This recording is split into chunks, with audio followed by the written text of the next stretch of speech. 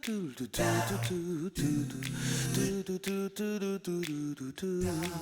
everyone, I'm Captain Logan. And I'm Eric. And Eric and I just got through seeing Kong Skull Island, so we're going to tell you how we felt about that today. And this is a movie, if you're not aware, because I needed you to tell me this. Did you not know until we had that conversation right before the movie? A couple weeks ago, yeah. Okay. That this movie is in the same continuity as Godzilla, so the Godzilla movie from a couple years ago. And here's the thing, because I've been following the production of this movie for a while. Is it not wasn't anymore? Always? Oh, okay. Well, I mean, obviously it is now. This movie changed cast, directors, writers over past the last, 5 years. For a while, it was just Skull Island. It was going to be its own thing, and then this movie was kind of a mess behind the scenes until it finally got made. Well, let me ask you this. Do you think any of that was, damage control from what happened with Godzilla? Because I don't imagine this is the movie you would think you would make after you've made that movie. I mean, this is a real tonal departure. And I'm not sure if from what we did there. And I don't think that's a problem necessarily, but it feels like it's not that it can't be in the same universe or anything, but even the way it was advertised, it feels like they were trying really hard to let you know that what they made was something closer to what fans seem to be wanting than what they made last time. I'm not sure if it's because it's tonally very different, but I'm not sure if that is representative of this is the tone of the Kong franchise versus the tone of the Godzilla franchise, or if this is a course correction for the whole mash them up. Yeah.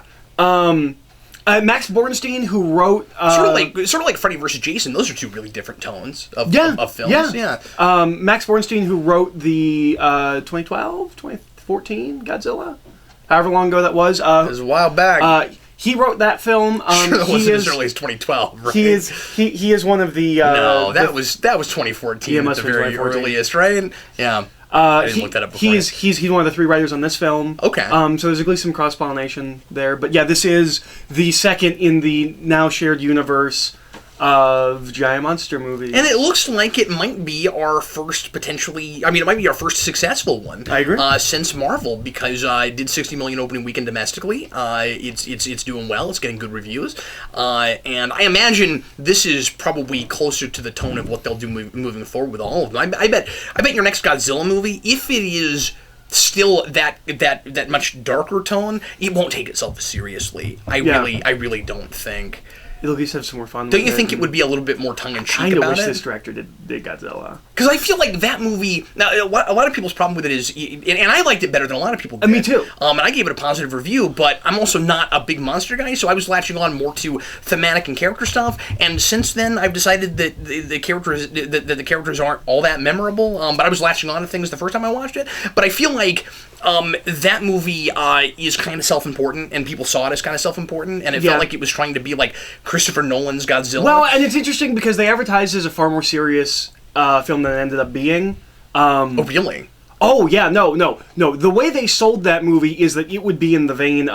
They essentially sold it the way Shin Godzilla ended up. Yeah. That it would be in the vein of the original. There was this poster with Godzilla where it said... Which is a movie that did not take itself too seriously, and it was relentlessly serious. It had that famous Oppenheimer quote, now I am become the I forgot about that. I am death, destroyer of worlds.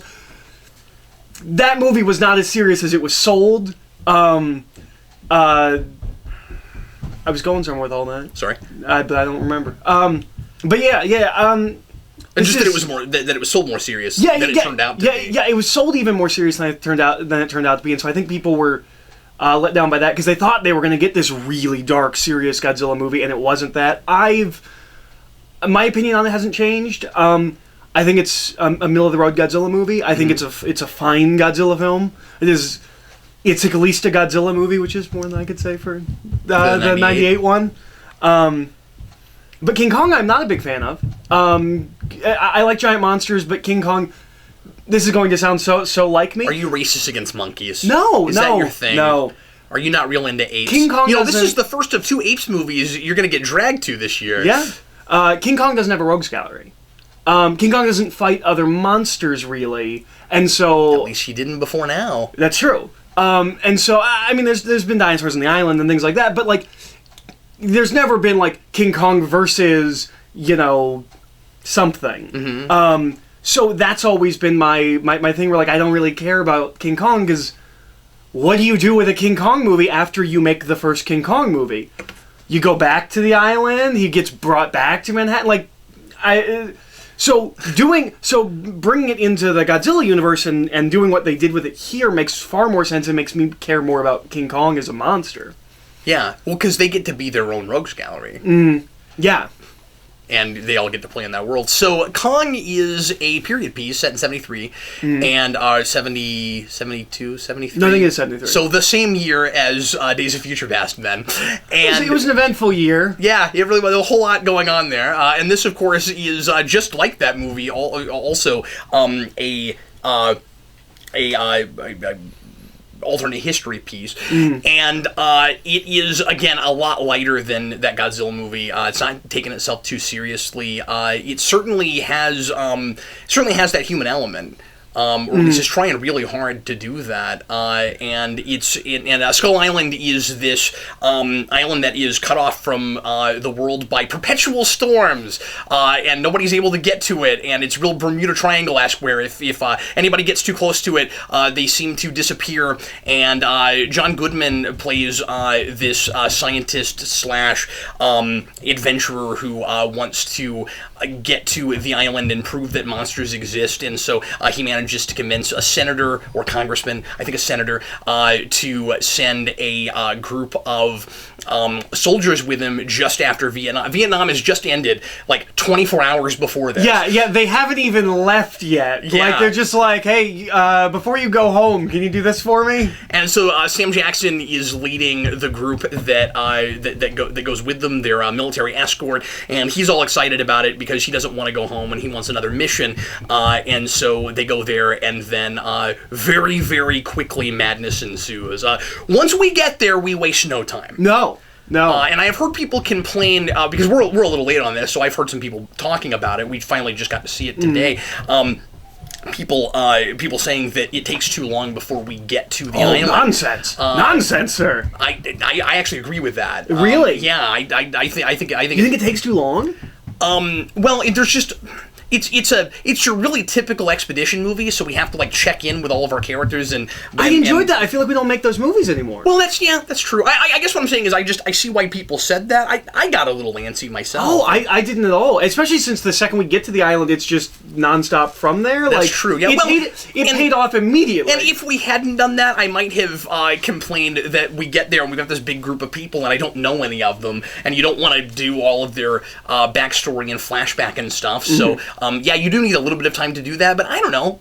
I thought that could have been handled maybe a little swifter. Oh, interesting. I didn't have any pacing problems with the beginning of this film.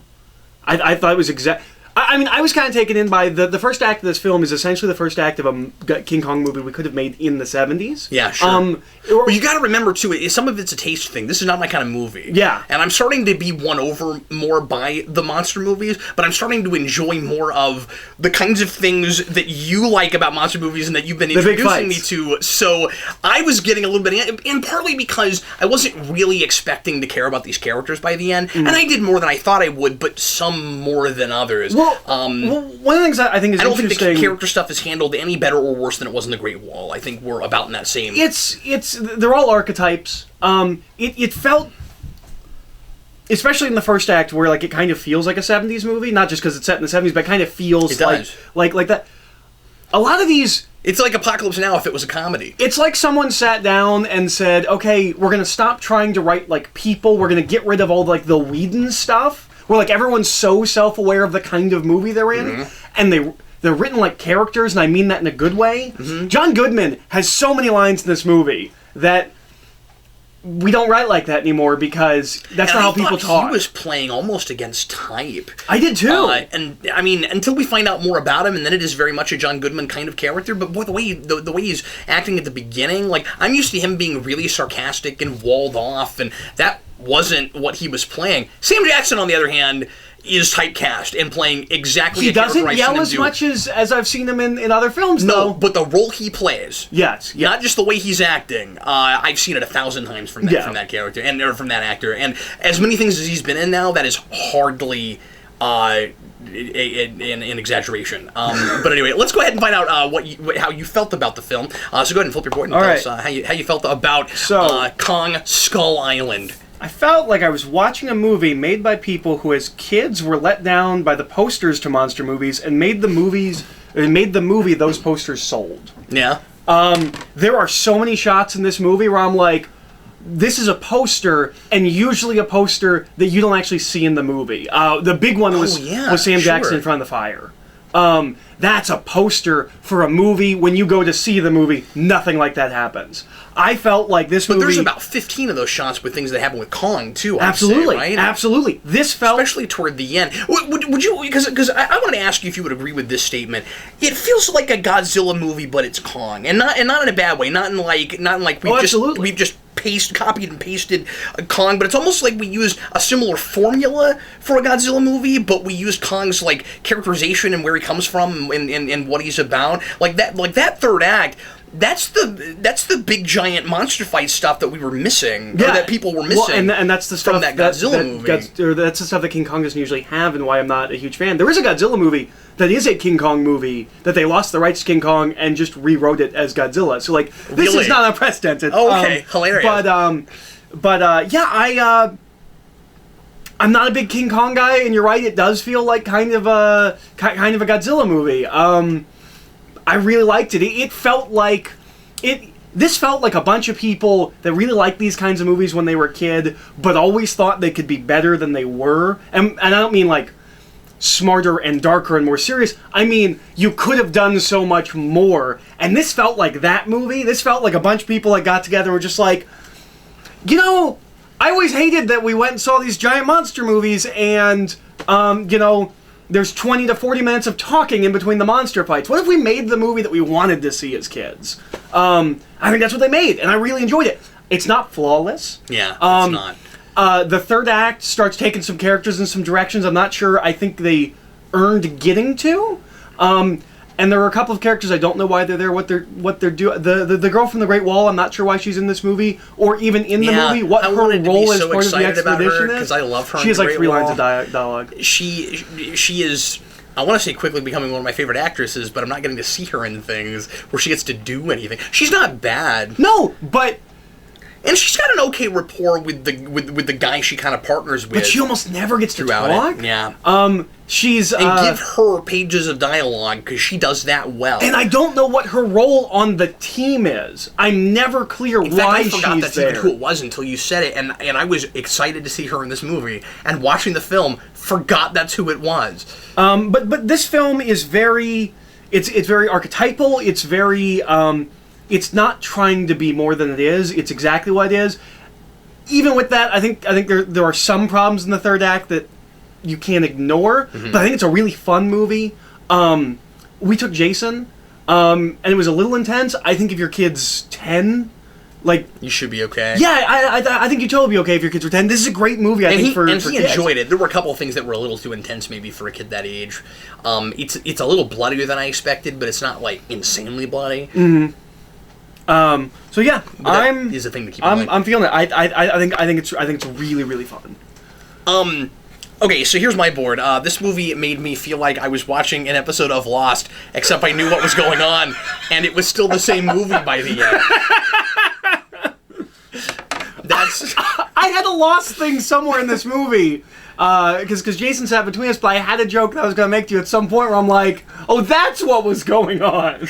I was sitting here watching this movie going, imagine if in the pilot of Lost, we immediately see the thing. It's when they hit the ground, immediately I was like, well, if Lost opened like this, I would have been more interested. Yeah. Imagine if we immediately saw the smoke monster take down the airplane, because Kong just shows up and you're like, oh, that's what it is. There's no mystery at all. I'm not saying you can't tell mystery stories. I'm not saying that. But I could not help but think about Lost the whole time. And it's a place that's hard to get to. I wouldn't be surprised if in the next film we find out that the island moves around. Insanely and absurdly hard to get to. And I was also reminded of Lost because it's set in the 70s, and that's when all the Dharma stuff happens. In 4th season, we go back in time. We actually do a time travel thing where our characters go back and become the Dharma Initiative. and it's in the 70s, and the aesthetic is real similar to this. So anyway, not to talk too much Lost, but I was reminded of that the whole way through, and I don't know, it's really funny because at the same time, it's not taking itself all that seriously, and I know what's happening, and that was, that's always refreshing, I guess. But anyway, I don't think I liked it as well as you did, but it certainly was super fun. I'll go to negatives first, just because you've really polished its helmet. I thought I thought it needed another pass through as far as dialogue went. Like plotting, besides the ending, was fine. I'm really iffy on the ending. I like all the monster stuff, the human stuff, not so much. Well, it's not even the whole third act. It's the last thing we're left with. Well, not the last thing we're left with, but before. I don't want to give anything away, but there's a thing with Kong I'm questioning. Is how angry he looks? Yeah. Okay. Yeah. Yeah, I also question that. Yeah, I had a tough time with that, where I was like, okay, but then what happens? And then when you find out what happens, like, well, how did that happen? So I don't know. I'm not sure about that whole thing.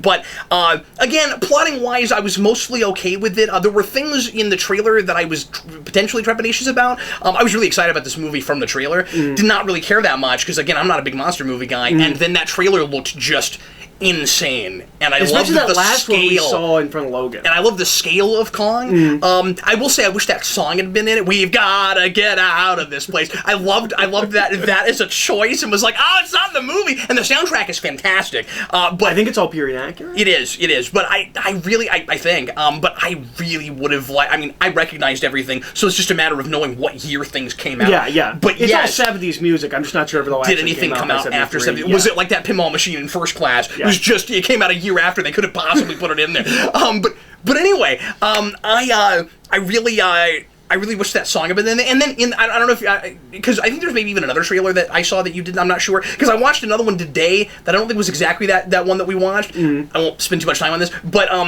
they do that song. We've got to get out of this place, and then they do like this weird like tribal drum version of it, and I really wanted that in the movie cool. too. Yeah, it was like we've got to get out of this, and I was like, that's awesome, but it wasn't in there. But anyway, there were bits of dialogue, especially like quick quips and one-liners that I raised my eyebrow at, and I was like, that could have been sharper, or that's not as funny as you think it is. But for every one of those, there were two that I liked and made me laugh, or at least kind of chuckle.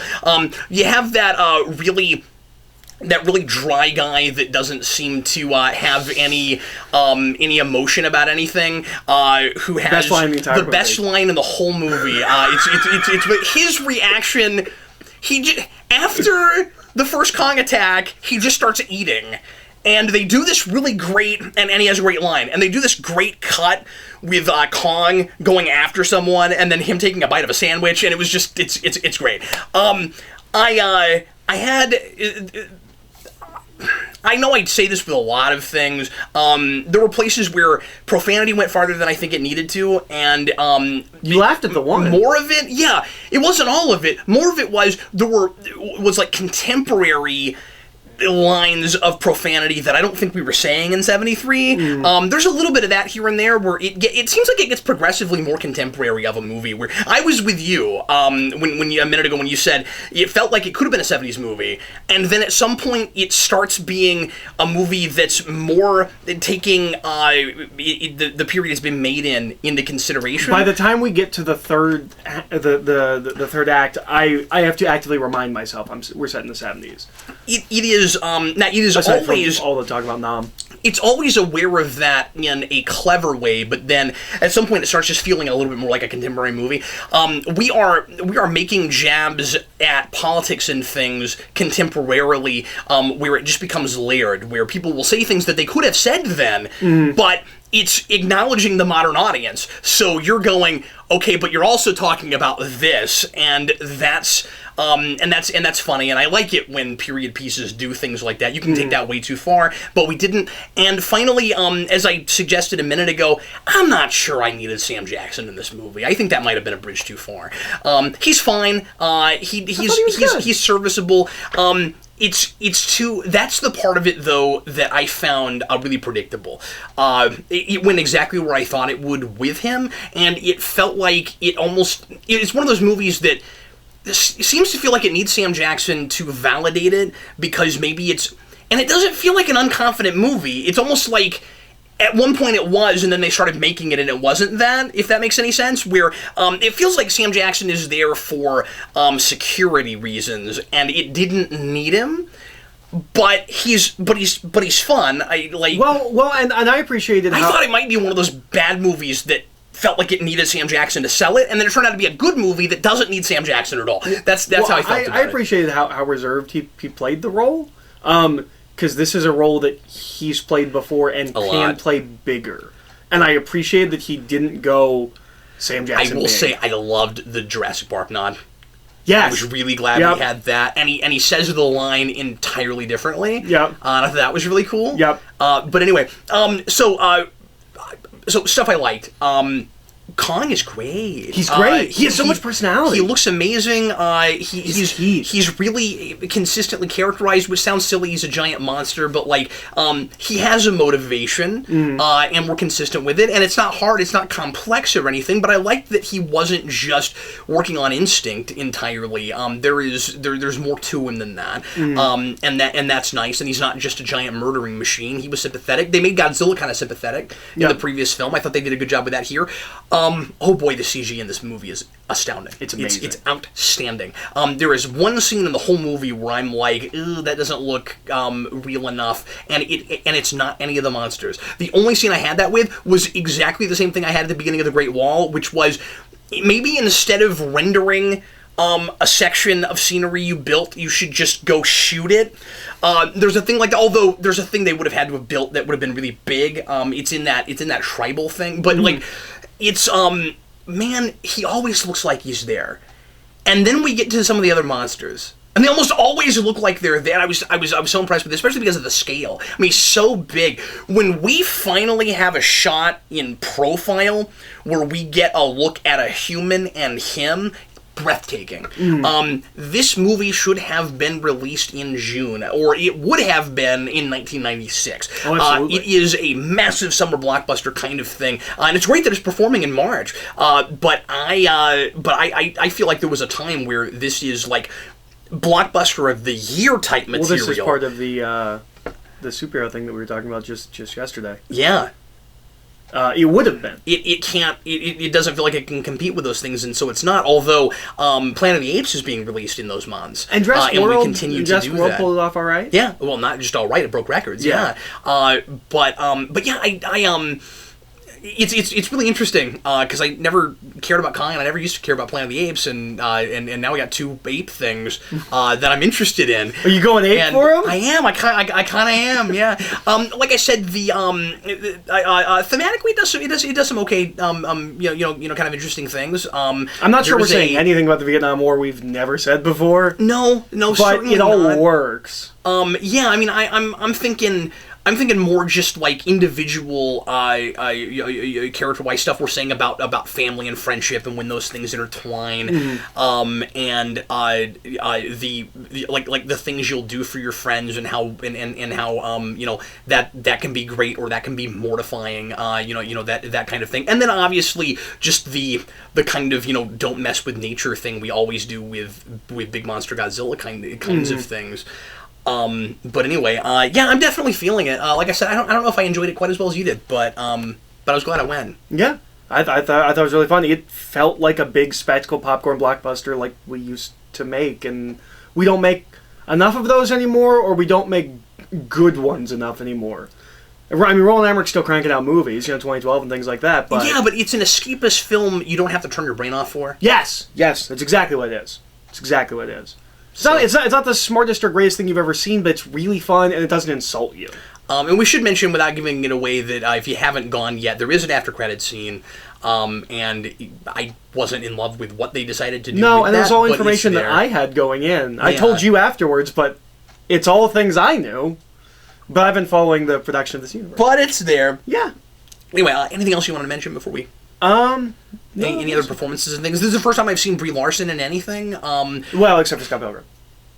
But I didn't know that. Yeah. And Brie she's- Larson, who's going to be Captain Marvel. And I mean, she's 10 years older now. Yeah, So I'm, yeah. I'm sure I wouldn't have recognized her. I didn't recognize her here. So I don't Yeah. know. But anyway, so I was glad to get kind of a sense of her. She seems like a really great pick now For Captain Marvel, absolutely. I could never speak to that before because I hadn't really seen her in anything. She's built right at the very least. But no, I thought she was really good in this. I felt like I should mention. I felt like there were at least 2 or 3 characters that could have been played by anyone that they got kind of bigger, well-known stars for. The guy who plays Loki, Tom Hiddleston. Tom Hiddleston, thank you. In particular, I felt like was. Wasted isn't the right word. He did a good job, but it didn't have to be him, No, but he's also not the hugest blockbuster draw. Like he's That's true. Loki, and what else is he? Like, I know he's been in other movies, and he's done other things that That's are a good good and point. whatnot. But it's not like they got... It's not Chris Hemsworth. No, that's true. But I don't like that he's in that place. I guess in his career because I feel like he's better than that. I feel like when he shows up for a performance, I want to feel like I got a Tom Hiddleston performance. Rumors are they're circling him for Bond. Which if Craig leaves. I think should happen. Yeah. I think that's the right. Absolutely. That's the right choice. And he's young enough to play it for a good long time. But anyway, well, everybody, thanks always for watching. We sure appreciate it. We will see you again later on this week for lots more videos. What do we have coming out this week? Beauty and the Beast.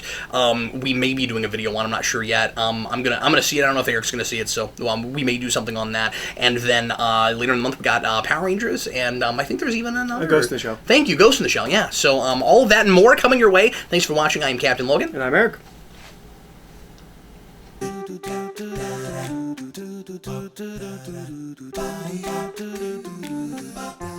Do